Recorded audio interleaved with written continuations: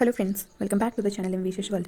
Friends, इस video में हम बात करेंगे जो आपका Jharkhand BEd MEd entrance examination 2025 के पर्सपेक्टिव से बहुत ज़्यादा इंपॉर्टेंट रहने वाला है कि आप मैक्सिमम मार्क्स कैसे स्कोर कर सकते हैं अपने एग्जाम में। हम प्रिसाइजली बात करेंगे टीचिंग एप्टीट्यूड का, बिकॉज ये एक ऐसा सेक्शन है जो 40 मार्क्स है ना, इस सेक्शन से आते हैं। अगर आप 40 में से अगर आप 30+ स्कोर करते हैं तो देन ओवरऑल आप बाकी सेक्शंस में क्वेश्चंस को सॉल्व करेंगे, आपका ओवरऑल बहुत अच्छा मार्क्स आएगा। एंड आपको जो भी कॉलेजेस चाहिए, ठीक है, एग्ज़ाम होने के बाद, काउंसलिंग होने के बाद आपको ईजिली मिल जाएगा, क्योंकि ये सेक्शन बहुत ही स्कोरिंग होता है। यहाँ पर आप अगर आपके पास कॉन्सेप्चुअल क्लैरिटी होती है, आप किसी भी टॉपिक को ऐसे बस सिर्फ रट लेते हैं तो आप फिर इस सेक्शन में स्कोर नहीं कर सकेंगे अच्छा। अगर आप कॉन्सेप्ट क्लियर करके पढ़ते हैं, आप किसी भी चीज़ को है ना डीपली उसको सोचते हैं, उसका एनालिसिस करते हैं, देन आप बहुत ही ईजिली 30+ क्वेश्चंस इस सेक्शन से स्कोर कर सकते हैं। Friends, to be very honest and frank, 2024 के पेपर में बहुत सारे ऐसे क्वेश्चंस थे जो सिर्फ आपके कॉमन सेंस से सॉल्व हो जाते। आपको इवन उसको कभी आपने अगर पढ़ा भी नहीं है, आप फिर भी वो सारे क्वेश्चंस को सॉल्व कर सकते हैं।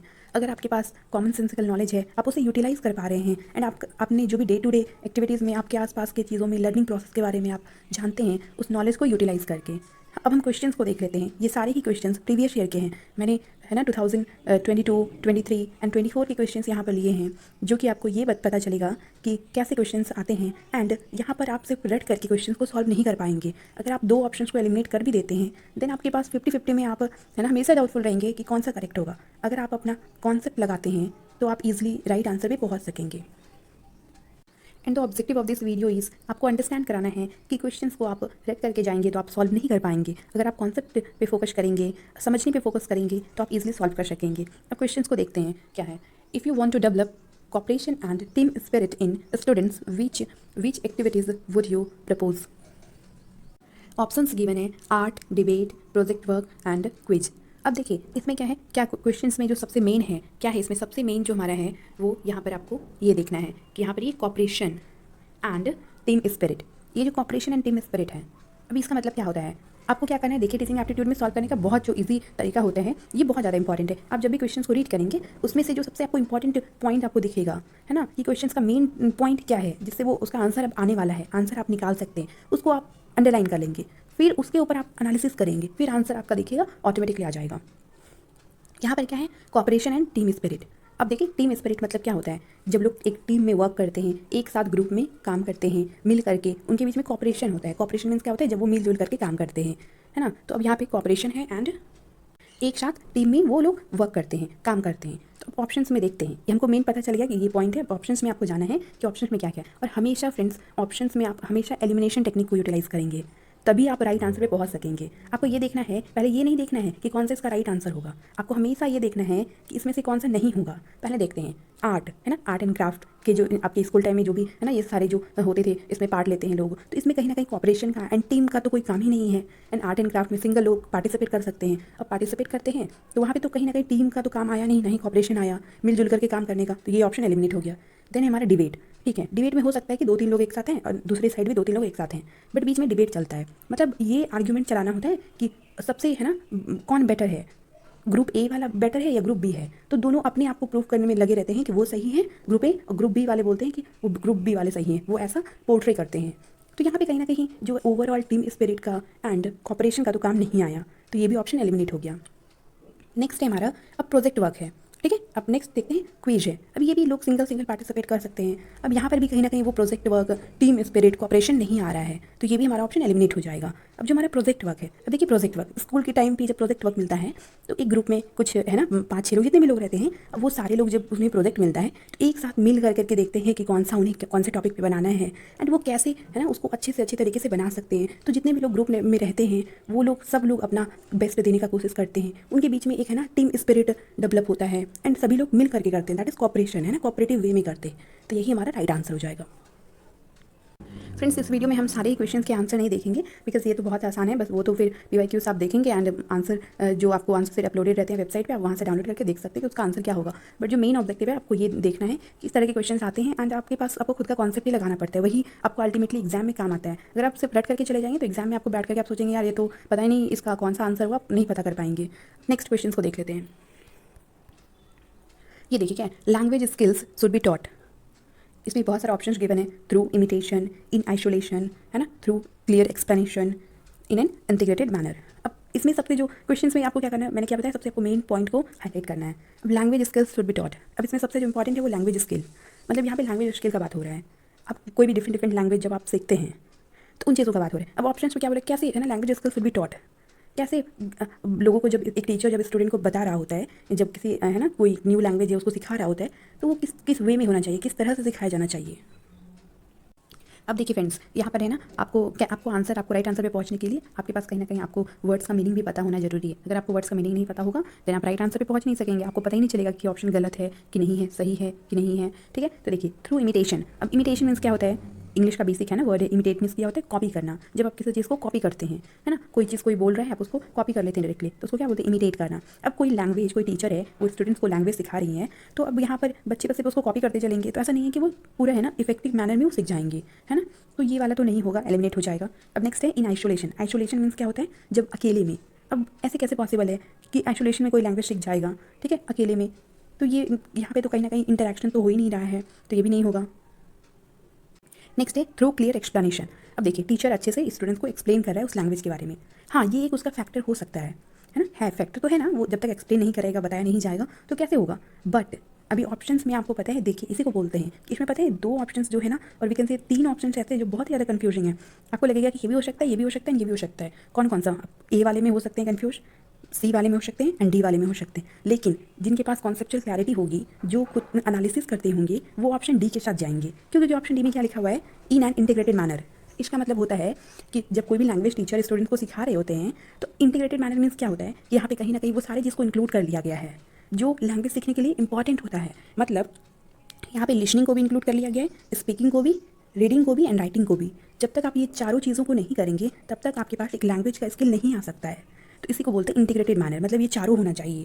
लिसनिंग, पहले आप सुनेंगे, जब टीचर आपको बता रहे होंगे तो आप सुनेंगे, ठीक है, फिर आप धीरे धीरे धीरे करके बोलना सीखेंगे, फिर आप उसको पढ़ना सीखेंगे एंड एंड में आप उसको लिखना भी सीख जाएंगे। तो ये वाला हमारा आंसर हो जाएगा राइट, डी वाला। अब आप सोचिए, ये वाला आपको आप सोचेंगे कि टीचिंग एप्टीट्यूड में कहीं कोई बुक ले लेते हैं या फिर वहाँ से रेड करके चले जाते हैं तो मेरा क्वेश्चन सॉल्व हो जाएगा, कभी नहीं होने वाला है सॉल्व। आप ये क्वेश्चन को ही देख करके सोचिए, यहाँ पे 3 ऑप्शन कितने कंफ्यूजिंग है। बहुत सारे क्वेश्चन ऐसे होते हैं जिसमें आपको 2 ऑप्शन इतना ज़्यादा कंफ्यूजिंग दिया हुआ रहता है कि आपको पता ही नहीं चलता है। अब ये क्वेश्चन को देखते हैं, which of the following is a sign of emotional maturity. अब मैंने क्या बताया, सबसे पहले आपको हाईलाइट करना है मेन पॉइंट को। इसमें जो सबसे इंपॉर्टेंट पॉइंट है वो हमारा ये इमोशनल मेच्योरिटी। इस क्वेश्चन में जो मेन पॉइंट है इमोशनल मेच्योरिटी, इसी पे आपका आंसर इसी के बेसिस पे बनने वाला है। मतलब यहाँ पे पूछ रहा है which of the following is a sign of emotional maturity, मतलब ऑप्शंस में से कौन सा ऐसा जिससे आपको ये पता चलेगा कि कोई भी इंसान इमोशनली है ना मेच्योर है। ठीक है, तो ऑप्शंस को देख लेते हैं। ये वाला आपको माइंड में रखना है कि इमोशनली मेच्योर हमको देखना है, इमोशनली मेच्योर होना चाहिए।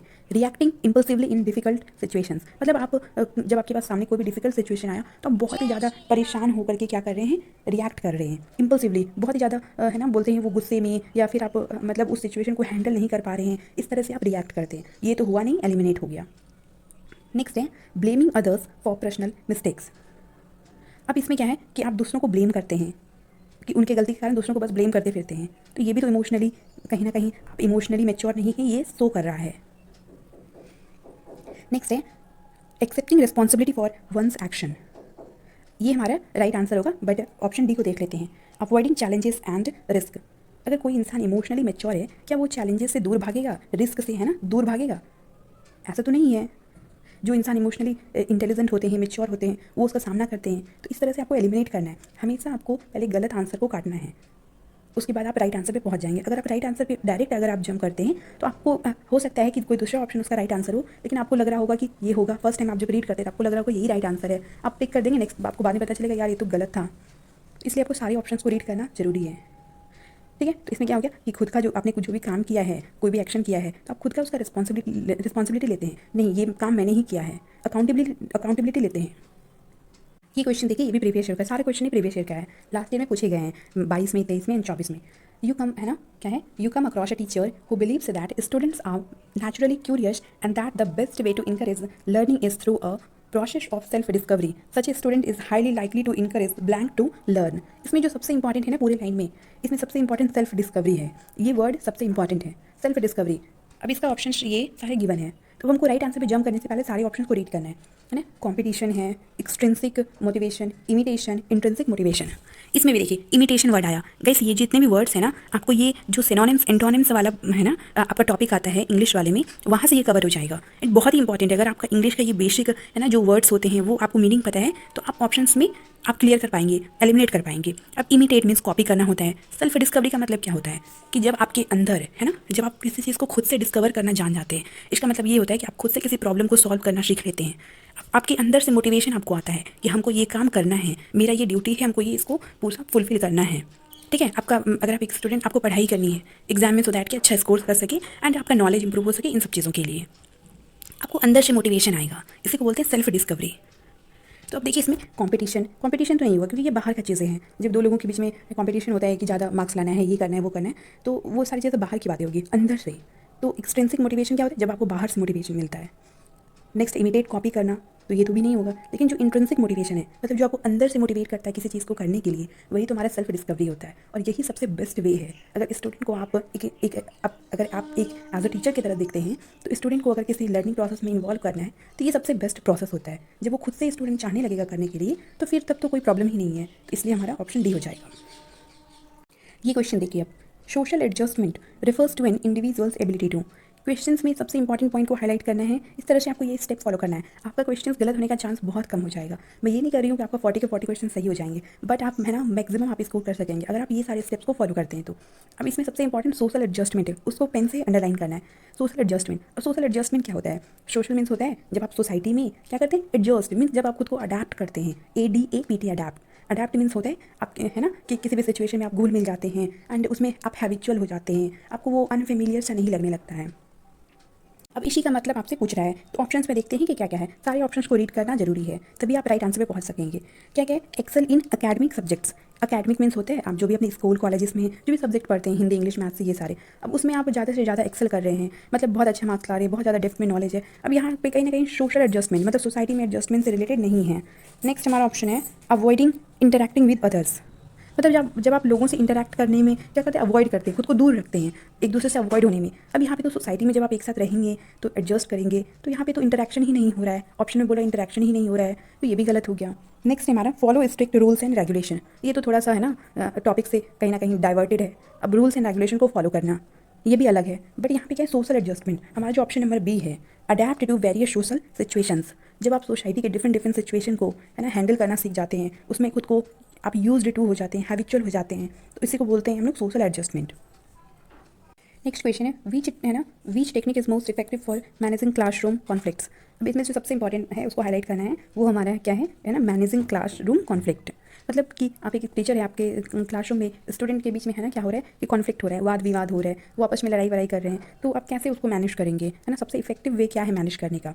तो ऑप्शन, सारे ऑप्शन को रीड करेंगे। क्या क्या है? Ignoring conflicts and letting students resolve them. मतलब स्टूडेंट्स जो भी कॉन्फ्लिक्ट कर रहे हैं उसको इग्नोर करके उन्हीं पे छोड़ देना है कि वो अपने आप में सॉल्व करेंगे, तो ये तो कहीं ना कहीं इफेक्टिव वे नहीं हुआ। ठीक है, तो अब नेक्स्ट ऑप्शन क्या है? Punishing those